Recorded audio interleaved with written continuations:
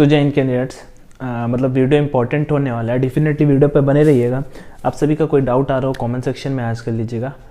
और कुछ महत्वपूर्ण चीज़ें, आज की दोनों शिफ्ट का एग्ज़ाम का रिव्यू, जिस टाइप के क्वेश्चंस आए एज़ यूजुअल पेपर आया है, पेपर के बारे में बात करेंगे। दूसरा नंबर एक कैंडिडेट का कॉमन से डाउट रिजल्ट का थोड़ा सा बता देंगे, थोड़ा सा क्या जो है वही बता देंगे। और थोड़ा सा फेस सेकेंड एग्ज़ाम के बारे में बात कर लेंगे। और नॉर्मलाइजेशन पे एक चीज़, अभी मैं नोटिफिकेशन पढ़ रहा था कि डेट निकाल दूँ, शायद कोई डेट मेंशन कर रखी हो, तो उसमें ये चीज़ भी मेंशन कर रखी है कि आपका जो सेक्शनल कट ऑफ बनेगा जो रिजल्ट आएगा उसका सेक्शनल कट ऑफ अलग होगा, उसमें भी नॉर्मलाइजेशन होगा। उसका जो आपका फाइनल कट ऑफ आएगा उसमें भी आपका नॉर्मलाइजेशन के बेसिस पे ही आपका कट ऑफ फाइनल बन के आने वाला है। इस बार थोड़ा सा नया सिस्टम है। चलो सो सबसे पहले आज का रिव्यू बता देता हूँ। 2 ही शिफ्ट हो रही है आई थिंक इस बार। पेपर दोनों शिफ्ट का ईजी है, उतना डिफिकल्ट नहीं रहा है। हाँ, मैथ्स और एक्स ग्रुप का मैथ्स और फिजिक्स, इंग्लिश ईजी आ रहा है, पेपर ईजी नहीं, मतलब इंग्लिश ईजी आ रहा है। बाकी मैथ्स और वो मॉडरेट टू हार्ड बोल सकते हैं, मॉडरेट बोल सकते हैं, हार्ड भी नहीं बोलेंगे, मॉडरेट लेवल का आ रहा है। और वही मैथ्स का सेम टू सेम हाल है। अगर बात करते हैं राका में, तो वो जीएस हमेशा से ईजी आता है एयरफोर्स का, कभी डिफिकल्ट नहीं आया, बस वो लोग हावर टाइप में आपका बना देते हैं। और दूसरा रीजनिंग के क्वेश्चंस जो 5 फिगर वाले आ रहे हैं वो जो बना लेता है, क्योंकि वो टाइम मैनेज करना डिफिकल्ट हो जाता है। मैंने बोला था मॉक लगाते रहो, प्रैक्टिस करते रहो। जिन्होंने किया होगा उनको फ़ायदा थोड़ा सा मिलेगा।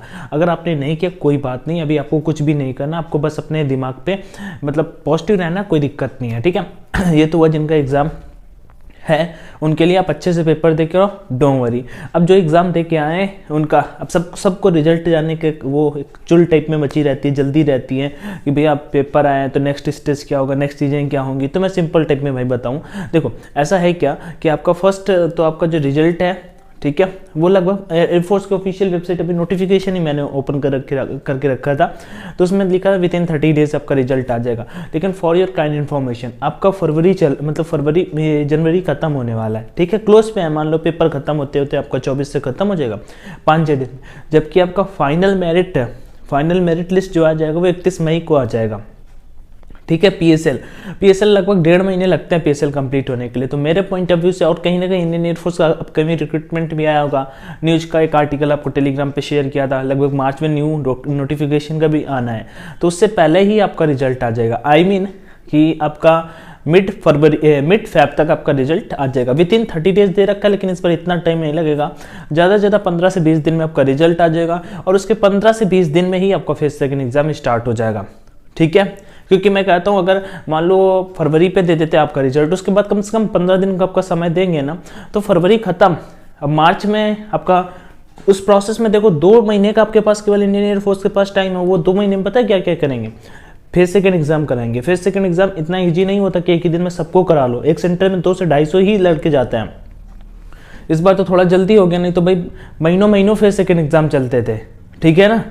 आगे चलो यहाँ पे, तो पहला नंबर फेस सेकंड एग्जाम हो गया, ठीक है। फेस सेकंड एग्जाम होगा, उसके बाद आपका मेडिकल का डेट मिलेगा, मेडिकल का डेट देने के बाद री मेडिकल का डेट मिलेगा, सबका कंप्लीट होने के बाद पीएसएल आएगा, मतलब कि 4 से 5 स्टेज। तो रिजल्ट जल्दी से जल्दी, मैक्सिमम मान लो 15 दिनों के भीतर आपका रिजल्ट आएगा, और 15 दिनों के भीतर आपका फेस सेकंड एग्जाम स्टार्ट हो जाएगा। अब फेस सेकंड एग्जाम को लेकर कोई भी कैंडिडेट अगर कंफ्यूज हो तो फॉर योर काइंड इन्फॉर्मेशन बता दो, चैनल पे इतने वीडियोस अवेलेबल हैं, आप उनको देख करके अच्छे से क्लियर कर सकते हो। और अगर आपको कोई कोचिंग इंस्टीट्यूट ज्वाइन करना, इट्स योर चॉइस, ठीक है। मेरे पॉइंट ऑफ व्यू इतना डिफिकल्ट नहीं होता भाई, मतलब एक पर्सनली एक गांव से बिलोंग करता हूं, ठीक है, और कभी कोई कोचिंग नहीं की, कोई भी कोचिंग नहीं की। अभी थोड़ा सा मतलब कुछ आपको होने लगा है, तो उस बेसिस पे करना पड़ता है, गांव से बाहर आ गया। लेकिन आप अभी तक गांव पे थे हम, तो वहाँ पे भाई कुछ भी ऐसा नहीं था, बस थोड़े यूट्यूब से वीडियो देख लिए, नोट्स बना लिए, और थोड़ा सा इंट्रोडक्शन अच्छे से कर लेना होता है। रनिंग तो खुद ही करनी होती है, एसआरटी हो जाता है, बस जीडी पे थोड़ा सा ध्यान देना होता है। उसके लिए बहुत लड़के ऐसा होता है,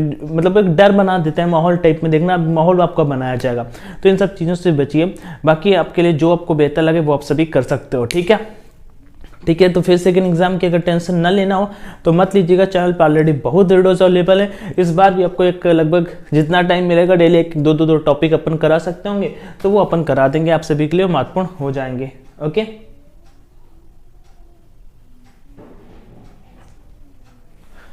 हाँ चलो और भी चीज़ें आपको बता देता हूँ। तो ये तो आपका एग्जाम का लेके आपका जो डाउट आ रहा था, मतलब कि रिजल्ट का आ गया, फिर सेकंड एग्जाम का आ गया। फिर सेकंड एग्जाम की कोई भी टेंशन ना लो, एक वीडियो में सब कुछ आपको क्लियर कर दूंगा। जिनका हो गया वो सर्च करिएगा ऑनलाइन एजुकेशन फिर सेकंड एग्जाम। आपको बहुत सारे अपने वीडियो 5-6 वीडियो मिल जाएंगे कि कैसे क्या होता है A to Z step by step, किस सेंटर में कैसे क्या होता है, वो सब कुछ मिल जाएगा।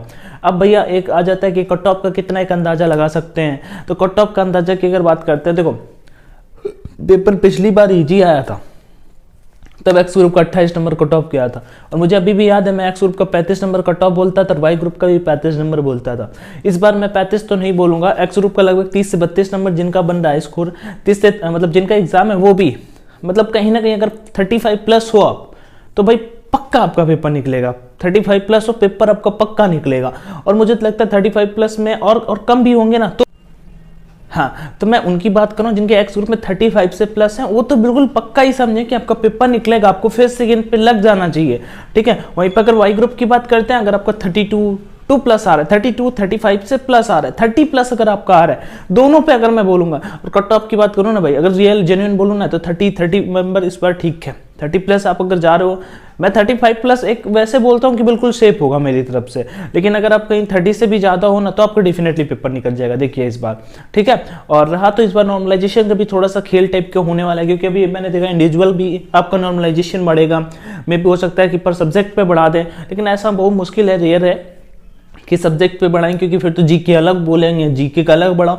मे भी सब्जेक्ट आई मीन कि रागा का होगा अलग, और मतलब रागा का नहीं, पूरा वाई ग्रुप का अलग, एक्स ग्रुप का अलग। वो शिफ्ट के बेसिस पे लड़कों का एक ओवरऑल देखा जाएगा, किसके कम किसके ज्यादा, उस बेसिस पे आपके मतलब मार्क बढ़ सकते हैं। बाकी और कुछ खास ज्यादा होने वाला नहीं है। ठीक है, आप सभी का कोई डाउट या क्वेरी आ रही हो, देखो मेन पॉइंट्स थे जो मैंने शॉर्ट में बताने थे, आप सभी को सारे समझा दिए हैं। एक तो रिजल्ट का था, पहला नंबर बता दिया कि आपका मिड फरवरी ये मैक्सिमम होगा। ठीक है, विद इन 30 डेज दे रखा है, तो वैसे तो भाई वो पूरा फरवरी हो जाता है, लेकिन इतना टाइम कभी भी इंडियन एयरफोर्स नहीं लेगा, ये मेरा पर्सनल मानना है। अगर आप मान लो कहते हो, आपको अगर ऐसा लगता हो कि भैया ऐसा हो सकता है, तो मैं बताऊं, देखो आपका 25 तारीख का मान लो 24 से पेपर, 25 से मान लो पेपर, अगर विद इन वो कहता हूँ 20 फरवरी को पेपर देते हैं, 4 दिन में फर्स्ट सेकंड एग्जाम नहीं कंडक्ट कराएंगे, लगभग 15 दिन का समय आपको देंगे फर्स्ट सेकंड एग्जाम के लिए।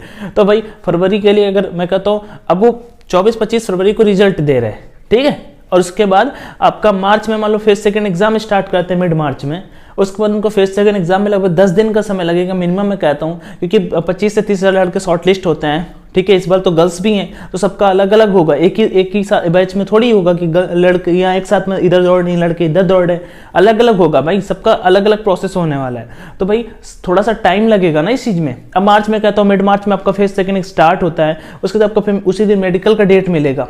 अगर मैं मेडिकल, अब ऐसा तो नहीं, मिनिमम मैं बताऊँ तो मेडिकल के लिए मुझे 21 दिन का हमेशा समय मिला है, 21 दिन का।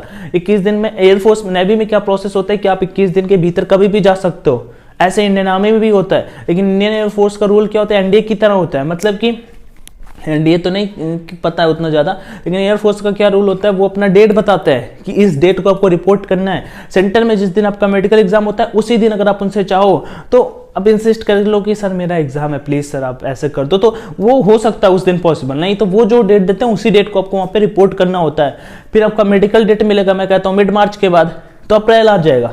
ठीक है, अप्रैल आ जाएगा, अप्रैल में आपका मेडिकल, अगर मेडिकल इनपेड हुआ तो कम से कम फिर से 21 दिन का मेडिकल का समय मिलता है, समझे, 21 दिन का मेडिकल का समय, 20 दिन का भी मैं कहता हूँ, तो भाई अप्रैल खत्म, फिर उसका मेरिट, तो आपके पास 3 से 4 महीने का समय है, ज्वाइनिंग आपका हो जाएगा। बाकी कोई क्वेरी आ रही हो तो जरूर कमेंट में आस्क करिएगा। बहुत सारी चीजें थी जो मैंने बताई, आपको शायद नहीं पता होंगी, और कोई डाउट आ रहा हो तो कमेंट में जरूर आस्क करिएगा। टेलीग्राम पे जरूर नहीं जुड़े हो तो जुड़ जाइएगा, ऑनलाइन एजुकेशन के नाम से अपना टेलीग्राम चैनल है, चैनल पे फर्स्ट टाइम विजिट किया तो सब्सक्राइब कर लीजिएगा। वीडियो पसंद आया तो लाइक भी कर सकते हो। बाकी कोई बात नहीं, ध्यान रखिए, मस्त रहिए, पढ़ते रहिए। जय Hind and all the best, take care, thank you.